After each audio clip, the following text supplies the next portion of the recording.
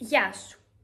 Είμαι σίγουρη ότι πάτησες αυτό το βίντεο γιατί έχεις αγανακτήσει να καταναλώνεις τον χρόνο σου μπροστά σε μια οθόνη, αντί να δουλεύεις πραγματικά για τους στόχους σου. Αρχικά, θέλω να σου υπενθυμίσω ότι η αλλαγή απαιτεί χρόνο και προσπάθεια. Δεν γίνεται να αλλάξει όλη σου η ζωή από τη μια στιγμή στην άλλη.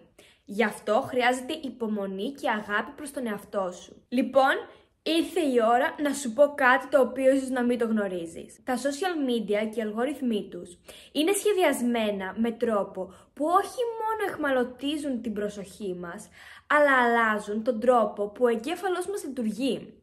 Καθημερινά καταναλώνουμε τόσες πληροφορίες όσες θα έπαιρνε ένας άνθρωπος του 18ου αιώνα σε έναν ολόκληρο χρόνο, με αποτέλεσμα ο εγκέφαλος να βρίσκεται σε συνεχή λειτουργία και να μην υπάρχει ποτέ χρόνος για να επεξεργαστεί τις πληροφορίες αυτές και να ξεκουραστεί.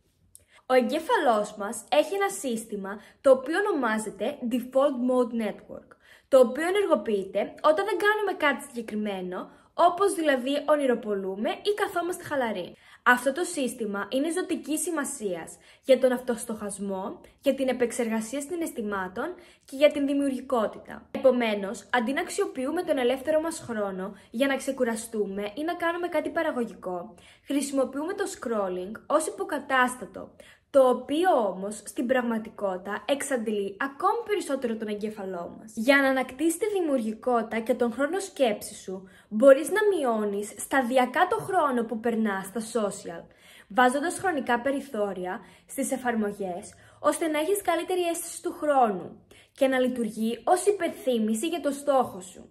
Ακόμα, κάτι που με βοηθάει πάρα πολύ όταν πιάνω τον εαυτό μου να χρονοτριβεί, είναι να μετράω κατευθείαν μέχρι το 5.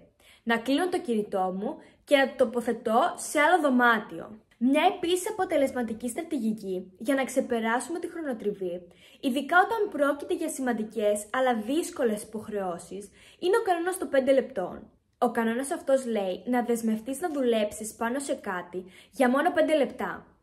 Αν μετά τα 5 λεπτά θέλεις να σταματήσεις, μπορείς να το κάνεις χωρίς ενοχές, καθώς έχεις κάνει ήδη πρόοδο. Αλλά το πιθανότερο είναι να θέλεις να συνεχίσεις. Αυτό που συμβαίνει είναι ότι με το να δεσμεύεις τον εαυτό σου για μόνο 5 λεπτά σε μια υποχρέωση που φαντάζεσαι συντριπτική, μειώνεις το άγχος και καταφέρεις να κάνεις το πρώτο βήμα, που τις περισσότερες φορές είναι και το πιο δύσκολο. Μόλις αρχίσεις, το μυαλό σου συνήθως μπαίνει στη ροή και θέλει να ολοκληρώσει την εργασία ή να προχωρήσει περισσότερο. Με άλλα λόγια, εκμεταλλεύεσαι τη δύναμη της αδράνειας, η οποία λέει ότι όταν κάτι αρχίζει να κινείται, είναι πιο πιθανό να συνεχίζει να κινείται. Κάτι που ισχύει και για τον εγκέφαλό μας. Ήρθε η στιγμή να αρχίσεις να επενδύεις περισσότερο χρόνο στον πραγματικό κόσμο και να έρχεσαι μέρα με τη μέρα όλο και πιο κοντά στην καλύτερη εκδοχή του εαυτού σου. Υπάρχουν αμέτρητα πράγματα που μπορείς να κάνεις, αντί να κάθεσαι μπροστά σε μια οθόνη, όπως σωματικές δραστηριότητες, οτιδήποτε ευχαριστεί εσένα, είτε είναι περπάτημα, τρέξιμο, γυμναστήριο κτλ. Μελέτες δείχνουν ότι ακόμη και 20 λεπτά φυσικής άσκησης μειώνουν το άγχος και βελτιώνουν τη διάθεση. Μια εξίσου καλή επιλογή είναι η ανάγνωση βιβλίων, που βοηθά στη συγκέντρωση, ενισχύει τη φαντασία, ενώ παράλληλα μειώνει την εξάρτηση της άμεσης ανταμοιβής που προσφέρουν τα social media. Τέλος, μπορείς να μάθεις μια ξένη γλώσσα, να ασχοληθείς με τη μαγειρική, να κάνεις μια μάσκα ομορφιάς με υλικά που έχεις ήδη στο σπίτι, όπως γιαούρτι, μέλι και κουρκουμά. Ή ακόμα μπορείς να προσφέρεις εθελοντική εργασία και να βοηθήσεις ενεργά άλλους, δημιουργώντας πραγματικές συνδέσεις με άλλους ανθρώπους. Η ανθρώπινη επαφή, όπως είναι οι αγκαλιές και οι χειραψίες, απελευθερώνει οξυτοκίνη, τη λεγόμενη ορμόνη της αγάπης, που ενισχύει την ευτυχία και μειώνει τα αισθήματα φόβου. Σκέψου μακροπρόθεσμα. Αναρωτήσου πώς θα ήθελες να θυμάσαι τον εαυτό σου μετά από 10 χρόνια.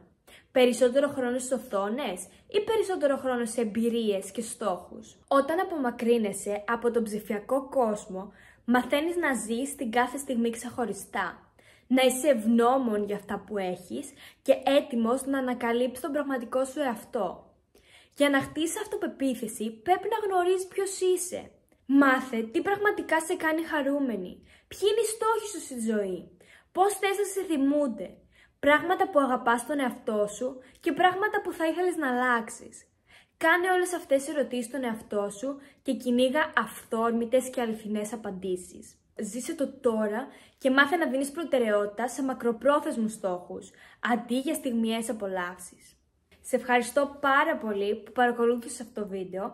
Ελπίζω να έμαθες κάτι και να σου έδωσα τροφή για σκέψη. Αν θες, πρότεινέ μου στα σχόλια κάποια ιδέα για βίντεο που θα ήθελες να δεις από μένα. Σε ευχαριστώ πάρα πολύ και πάλι και τα λέμε στο επόμενο βίντεο.